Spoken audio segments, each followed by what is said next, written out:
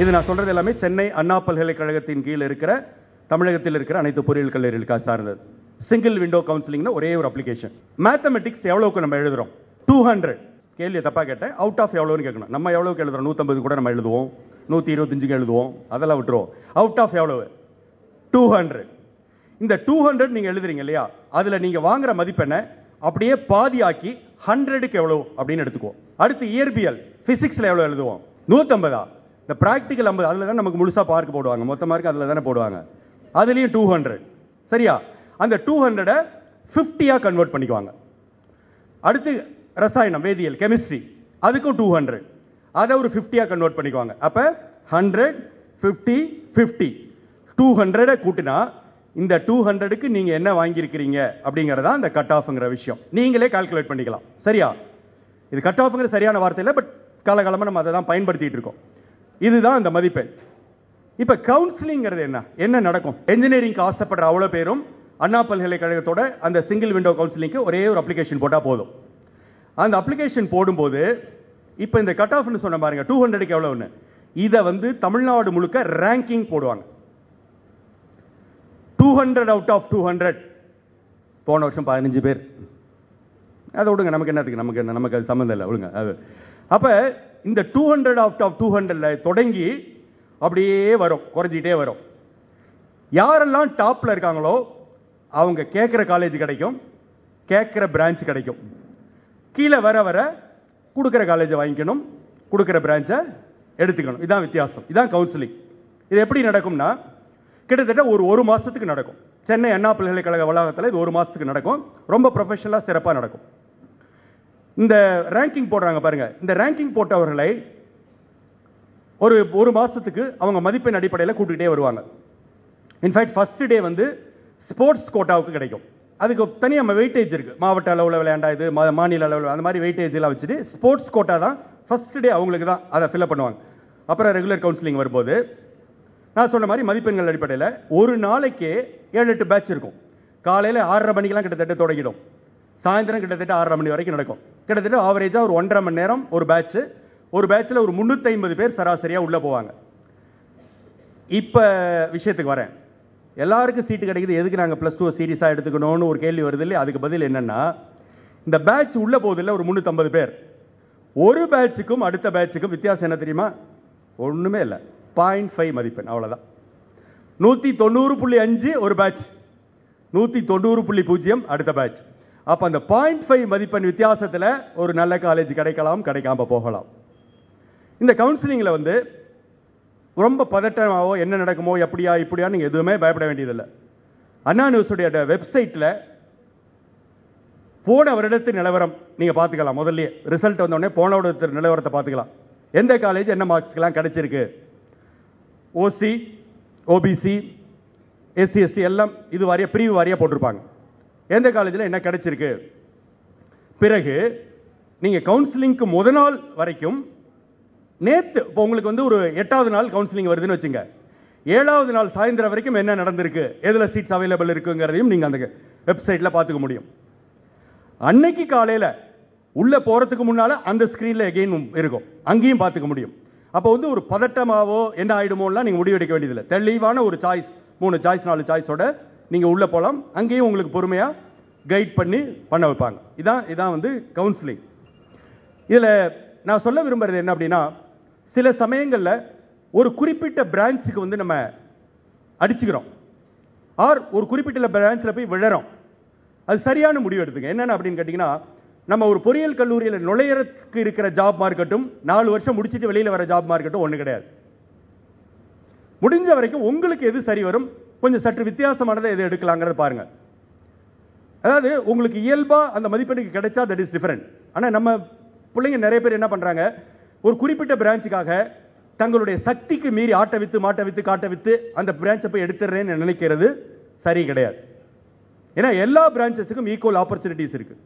நான் விளையாட்டை இன்னொரு உதாரணம் கூட சொல்றது, ஒருத்தர் நான் ஏரோநாட்டிக்கல் தான் வேணும் அடம் பண்ணி போயிருப்பார், எடுத்திருப்பார். இன்னொருத்தர் ஆட்டோமொபைல் தான் வேணும் அடம் பண்ணி எடுத்திருப்பார். இந்த பக்கம் ஈசி ஒருத்தர் எடுத்திருப்பாங்க, அந்த பக்கம் ஐடி ஒருத்தர் எடுத்திருப்பாங்க. கடைசியில் 4வது வருஷம் முடியும் போது கதை என்ன நடக்குதுன்னா, அங்க இருந்து ஓஎம்ஆர்ல இருந்து ஒரு ஐடி கம்பெனி இவங்க 4 பேரையும் அள்ளிட்டு போயிட்டு பக்கத்து சீட்ல உட்கார வச்சு ஒரே வேலையை செய்ய சொல்லுது. அதனால உங்களுக்கான பிரான்ச் கிடைச்சா எடுங்க, பட் அதுக்காக அவுட் ஆஃப் த வே போகாதீங்க அப்படிங்கிறதுக்காக தான் இந்த இன்ஜினியரிங்கை பற்றி நான் சொல்ல வந்தேன்.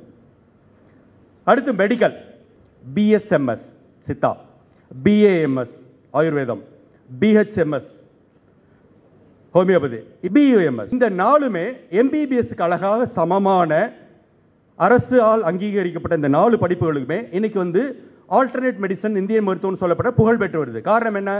நம்மளுக்கே தெரியும், சில வியாதிலாம் இங்கிலீஷ் மருந்துல குணமாகல அப்படின்னு சொல்லிட்டு சித்தா போறோம், ஆயுர்வேதம் போறோம், ஹோமியோபதி போறோம். அப்ப இதுவும் இன்னைக்கு சமமான அளவில் புகழ் பெற்று வருது. இதற்கான கல்லூரிகள் தமிழக அரசோட அரசு கல்லூரிகளிலும் இந்த படிப்புகள் இருக்கு, தனியார் மருத்துவ கல்லூரிகளிலும் இந்த படிப்புகள் இருக்கு. இதையும் நம்ம கவனத்தில் கொள்ளணும். அடுத்து நம்ம எம்பிபிஎஸ் தாண்டி இன்னொன்று யோசிக்க வேண்டிய ஏரியா எது தெரியுமா? பிடிஎஸ், பல் மருத்துவம் வந்து இன்னைக்கு நல்ல ஒரு புகழ் பெற்ற ஒரு துறை. பல் மருத்துவம் இன்னைக்கு வந்து ஒரு கவனத்தில் கொள்ள வேண்டிய ஒரு துறை. ஏன் பல் மருத்துவத்தை நம்ம கவனம் செலுத்தலாம் அப்படின்னா, எம்பிபிஎஸ் சொல்லித்தர கல்லூரிகள் நம்ம ஊர்ல எத்தனை இருக்கோ அதை விட சில மடங்கு அதிகமாக பல் மருத்துவ கல்லூரிகள் இருக்கு. அப்ப அங்க அடிதடியை விட இங்க அடிதடி குறைவு. இந்த வாய்ப்புகள் ஒரு பிடிஎஸ் சீட்டு கிடைக்கிறதுக்கான வாய்ப்புகள் எம்பிபிஎஸ் சீட்டு கிடைக்கிறதுக்கான வாய்ப்புகளை விட சற்று அதிகம். சரியா? அப்ப அதுவும் முயற்சி பண்ணலாம். அடுத்து பார்மசி, பார்மசிக்கு என்ன படிக்கணும்? பிஃபார்ம் படிச்சுட்டு என்ன செய்யலாம்? ஏதாவது ஒரு மெடிக்கல் ஷாப்ல போயிட்டு காலாவதியான மருந்துகள் எல்லாம் விற்காம பார்த்துக்கணும். சரியா? அப்ப இன்னைக்கு வந்து அதற்கான வாய்ப்புகள் எவ்வளவு யோசிச்சு பாருங்க. ஒரு காலகட்டத்தில் ஒரு பார்மசிக்கு நம்ம எங்கேயா தேடிலாம் போகணும். இன்னைக்கு நம்ம ரோட்லயே 5 இருக்கு. போன் பண்ணா வீட்டில் கூட வந்துறாங்க, ராத்திரி முழுக்க வைக்கிறாங்க. அப்ப அந்த துறை சார்ந்த வாய்ப்புகள், அது பார்மசிக்கு மட்டும் சொல்லணும். குரூடா ஒரு உதாரணம் சொல்றேன். இன்னைக்கு மருந்து தயாரிப்பு நிறுவனங்கள் எவ்வளவு இருக்கு. அப்ப இது ஒரு நம்ம கவனிக்க வேண்டிய ஒரு படிப்பு. அதுக்கு பிறகு பிசியோதெரபி இன்னைக்கு வந்து மிக ஒரு சிறப்பு நிபுணத்துவம் வாய்ந்த துறை, பிபிடி. அதே மாதிரி ஆக்குபேஷனல் தெரப்பி, பிஓடி. இன்னொரு துறை இருக்கு, கண் மருத்துவத்துக்கு தனியா பட்ட படிப்பு, ஆப்டோமெட்ரி. முழுக்க முழுக்க கண் மருத்துவத்துக்கு தனியான ஒரு பட்ட படிப்பு. இதெல்லாம் தாண்டி முக்கியமான ஒரு துறை நர்சிங், பிஎஸ்சி நர்சிங். இன்னைக்கு நம்ம ஊர் நர்சுகளுக்கு உலகளாவிய டிமாண்ட். இவர்கள் தான் சிறந்தவர்கள் நிரூபிக்கப்பட்டு பல மேலை நாடுகளில் நம்ம ஊர் நர்சுகளுக்கு வாய்ப்புகள் இருக்கு. அது தைரியமா தேர்ந்தெடுங்க. இதுல ஒரே ஒரு கிளாரிபிகேஷன் சொல்லி ஆகணும். நம்ம ஊர்ல பல பேர் நர்ஸுங்கிறது கேர்ள்ஸுக்கான படிப்புன்னு நினைச்சிட்டு இருக்காங்க. ஆண் நர்ஸ்கள் உண்டு, அதே படிப்புல ஆண்களும் சேரலாம். அது சில விஷயங்கள் ஏன்னு தெரியாது. நம்ம ஊர்ல ஸ்கூல் காலத்திலே ஆரம்பிச்சிடும். டீச்சர்னா லேடி, அது ஒண்ணு இல்ல. வாத்தியாருக்கு இங்கிலீஷ்ல டீச்சர், அவ்வளவுதான், வேற ஒண்ணும் இல்ல. ஆனா நம்ம டீச்சர்னா என்ன? ஒண்ணு லேடி, சார்னா தான் அவர் வாத்தியார். அது மாதிரி இந்த நர்ஸ்லயும் வந்து அது ஏதோ தெரிஞ்சோ தெரியாமல அது ஒரு கேர்ள்ஸ்க்கான படிப்பாக்கிட்டோம். இது இருபாலரும். அப்ப நான் எதுக்காக சொல்ல வரேன்னா, ஒரே ஒரு எம்பிபிஎஸ்க்காக மோதி கிடைச்சால் சந்தோஷம், கிடைக்கலைன்னா விரக்தி அடையாம அதுல இருக்கிற அது சார்ந்த மற்ற துறைகளையும் நம்ம கவனம் செலுத்த வேண்டியது ரொம்ப ரொம்ப முக்கியம். அடுத்து இந்த மருத்துவத்துறையிலே இன்னொரு படிப்பு இருக்கு, பிவிஎஸ்சி. என்னது அது? வெட்டினரி. அப்படின்னா என்னது? மாட்டு டாக்டர். அவ்வளவுதான், நம்ம ஸ்ட்ரைட்டா புரியுற மாதிரி பேசிட்டு போயிடும். மாட்டு டாக்டர். இந்த பிவிஎஸ்சி அப்படிங்கிறது வெட்டினரி சயின்ஸ்ங்கிறது சென்னையில வேப்பேரியில 100 ஆண்டு பழமை வாய்ந்த கால்நடை மருத்துவ பல்கலைக்கழகம் கல்லூரி இருக்கு. பிறகு நமக்கு ரொம்ப பக்கத்துல நாமக்கல்ல ஒரு கல்லூரி இருக்கு. இந்த ரெண்டுலயுமே இந்த கால்நடை மருத்துவ படிப்புங்கிறது இன்னைக்கு புகழ் பெற்று வருகிற ஒரு விஷயம். இதே அந்த கால்நடை மருத்துவ பல்கலைக்கழகத்தின் கீழ இன்னொரு வித்தியாசமான கல்லூரி இருக்கு, பலருக்கு தெரியறதில்ல. தூத்துக்குடியில இருக்கு. என்ன காலேஜ் தெரியுமா?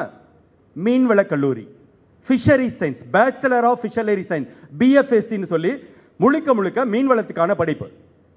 அப்ப பல இடங்களில் நம்ம பசங்க சொல்லும்போது கேட்டாங்கல்ல, ரைட்டு தான், மீன் வாங்கணுமா, கழுவணுமா, சமைச்சோமா, சாப்பிட்டோமா, ரைட். இதுல 4 வருஷம் படிக்க என்ன இருக்கு அப்படின்னா, அது ஒரு சிறப்பு நிபுணத்துவம் வாய்ந்த துறை. இன்னைக்கு நம்மளுடைய அந்நிய செலாவணியில பெரும் பங்கு வகிக்கிற ஒரு துறை.